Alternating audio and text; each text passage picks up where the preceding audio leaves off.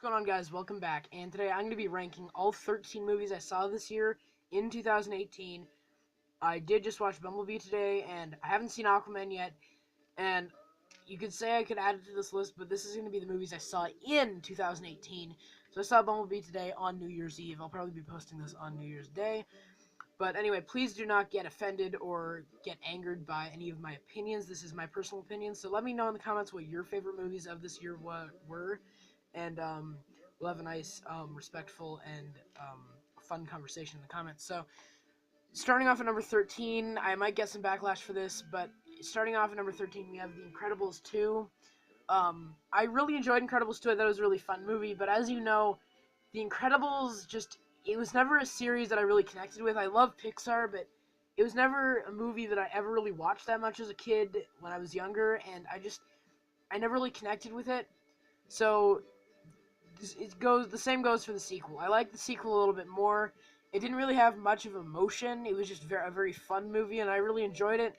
But I just liked all the other movies on this list more than it. So I don't have any minifigures from it. So as I go through this, I'm going to be putting like a minifigure or minifigures from that film that I'm discussing in front of the camera. But yeah. So I don't have any minifigures from Incredibles or Incredibles 2. But yeah, that. Moving on to number 12, we have um, Jurassic World Fallen Kingdom. So I'm going to put Owen in front of the camera here. So Jurassic World Fallen Kingdom, I know a lot of people don't like it. I really enjoyed it. I had a lot of fun with it. I thought it was really entertaining. I thought it was funny. It had a little bit of emotion in there. But, Jurassic Park, once again, was never a series I really grew up with. And it's got a few similar problems to Incredibles 2 with me. But I think I had a lot of fun with it. It was a fun movie to me, and it was a fun kind of adventure, and yeah, it was a fun story for me to follow along with. So yeah, that's really all I have to say about it. Like, it's been like I haven't seen it since June, so I don't really have any revised thoughts on it. But I just really enjoyed it when I first saw it, and I haven't rewatched it since then. So all I can say is I really enjoyed it, and I just enjoyed it more than Incredibles 2. So. Moving on to number 11, we have Solo, a Star Wars story, and you might be surprised to see it this low on the list. I would have it higher, it's just I liked all the other movies on this list more, and I enjoy Solo. I think it's a really fun movie. It's just, I find it to be boring at times. There are some times in the film, like, I'm a big Star Wars fan, and I just find it to get a little bit boring at parts, but I think it's a really fun movie, and I think it shows that every Star Wars movie doesn't have to be a masterpiece. You can just have a fun time. It can be a fun movie. It doesn't have to necessarily be a masterpiece. But the main reason why this is so low on the list is because the Star Wars fan base is kind of wrecking my opinion on Star Wars. Like, there's so much hate going towards the new films that it's decreasing my enjoyment of the new Star Wars films, and it's kind of sad, but it is. It's really decreasing my enjoyment of the film. So yeah, I just rewatched it like a few days ago, and I still enjoyed it, but I found it a little bit more boring, and I liked it less than I did the first time. So yeah, with all that said, Solo is down here at number 11. Then at number 10, we have, I'm just trying to find the figure that I made for this segment here. I don't have Ant-Man, so I'm just going to put Hank Pym here. We have Ant-Man and the Wasp. My custom Hank Pym, I should say. So Ant-Man and the Wasp was not an amazing film in any way. I don't think it was a fantastic movie. It wasn't like in Infinity War or anything. But it was a fun, enjoyable movie from start to finish. It's an enjoyable ride from start to finish, and I never felt bored throughout it. So that's where I think it excels over Solo, is that I never felt bored throughout it, and it has fun, charming characters and just a good story, I think. Very simple story, but it's just fun from beginning to end. So, with all that said, that's why Ant-Man and the Wasp is at number 10. At number 9, I don't have any minifigures from this movie, and it was a movie that there were no sets made for it, or there were no sets made for this movie. It's Ready Player One, and I have not read the Ready Player One book, so I'm sure maybe if I have read it, I know a lot of people have been saying that the book was better. I don't have an affinity for the book, or I don't have a connection to the book because I never read it. I didn't even know it was a book before I watched the movie, and I didn't see this movie in theaters, which I really regret.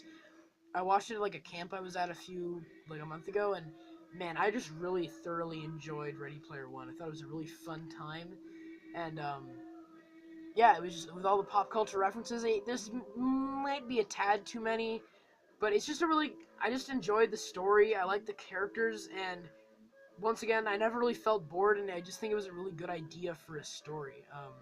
So I know the book came out first, but as a film, I think that the story itself is really good, and I don't know how anybody could come up with that sort of story. It's just really interesting. So that's why Ready Player One is at number 9. Then at number 8, we have Teen Titans Go to the Movies, which I actually made a custom Robin from that movie, so I can put him in here.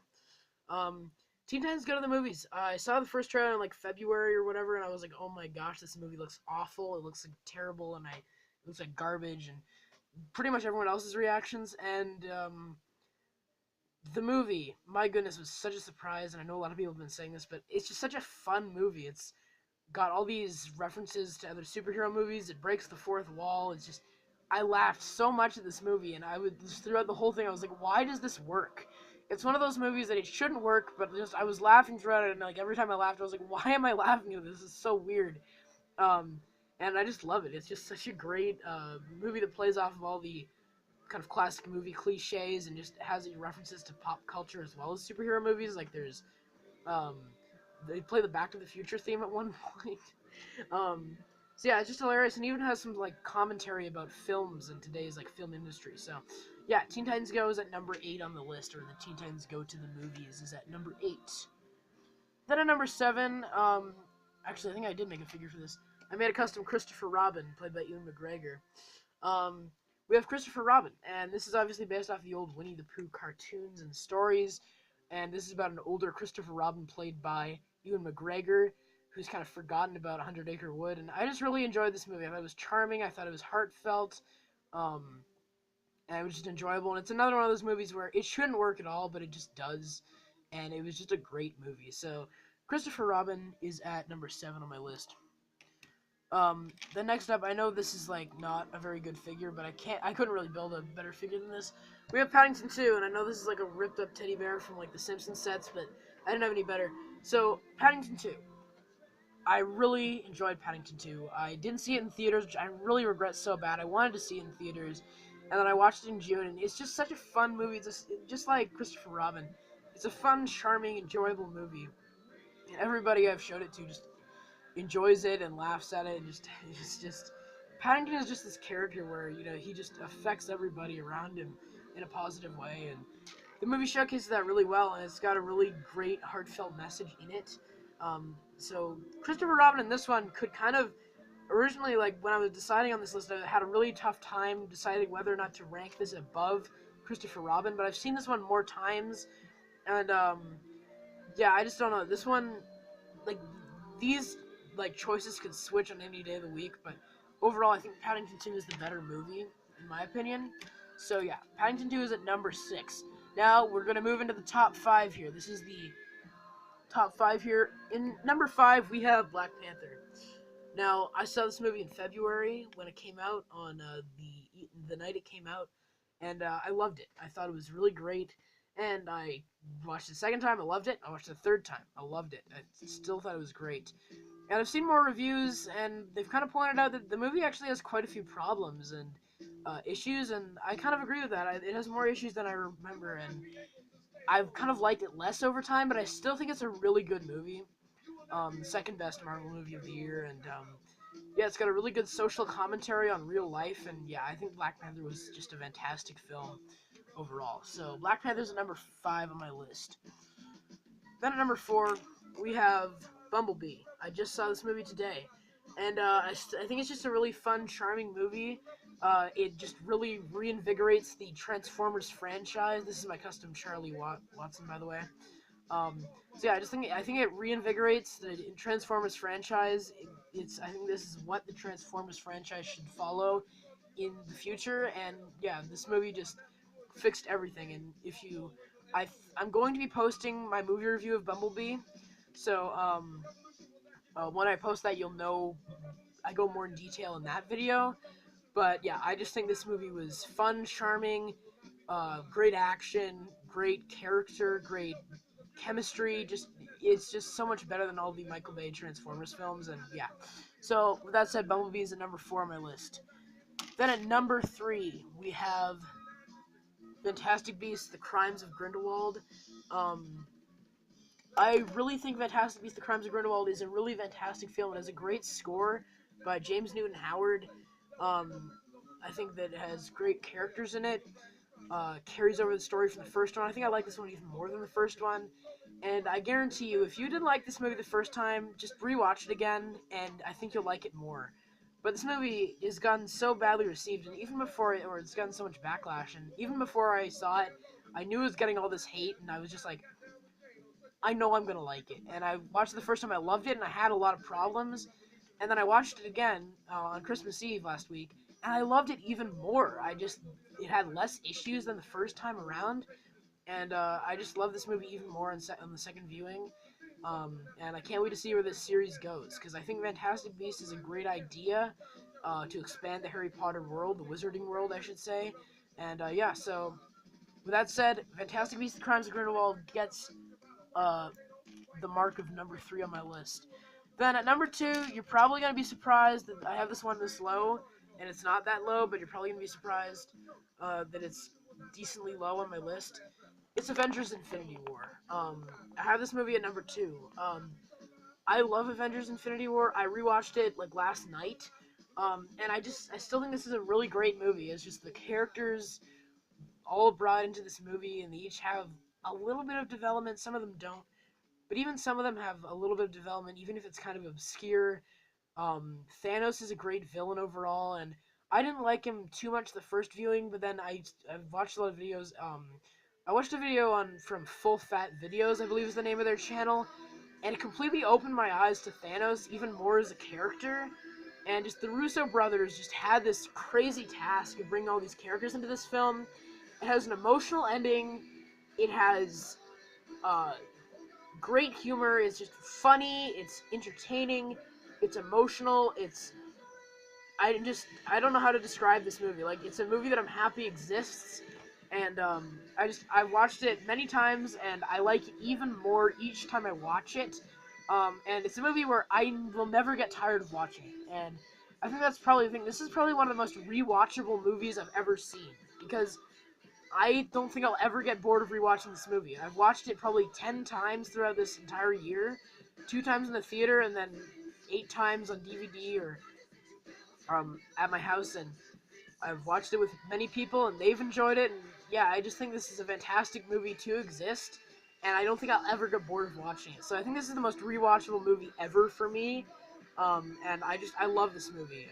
I've discussed so much in the past this movie, and everything that's been said about this movie has already been said. So um, that's it. Avengers: Infinity War is at number 2 on my list, and you're like, it's a number 2, then what could be your number 1? And number 1, I know I'm probably gonna get backlash for this. It's Spider-Man Into the Spider-Verse, and I've said this many times. I think Into the Spider-Verse, I'm a huge fan of the character of Spider-Man. I didn't know, like, basically anything about Miles Morales as a character, but this movie really opened my eyes to his character, and it's just got all these fun, colorful characters. The animation is fantastic. It's fun. It's got emotional payoff. I think the emotion is better earned in this movie than in Avengers: Infinity War, and I think all the characters each have their own little moment to shine. And I genuinely think this is, like, Infinity War, I still have quite a few problems with. But this one I think is genuinely a near perfect film. I think it's a nearly flawless movie. Like, a lot of people said Kingpin is the weak point, but they do even give Kingpin a little bit of backstory. And there's some things that I can nitpick at, like I don't like Scorpion's design, and I don't think Scorpion was necessary, but that's just a nitpick. Like, that's something that doesn't even really need to be taken into account. So, Spider-Man Into the Spider-Verse is my favorite movie of 2018. It's my favorite Spider-Man movie.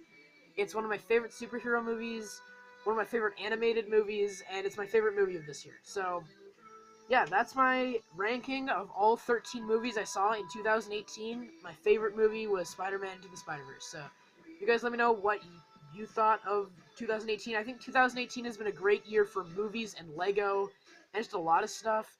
I'm going to be doing a Happy New Year video and kind of discussing my journey over the last year. So, yeah, you guys let me know what you thought of 2018. What are your favorite movies? You don't have to list like all the ones you saw. Maybe just your top 5, or maybe just your favorite. So let me know in the comments what your favorite movie of this year was.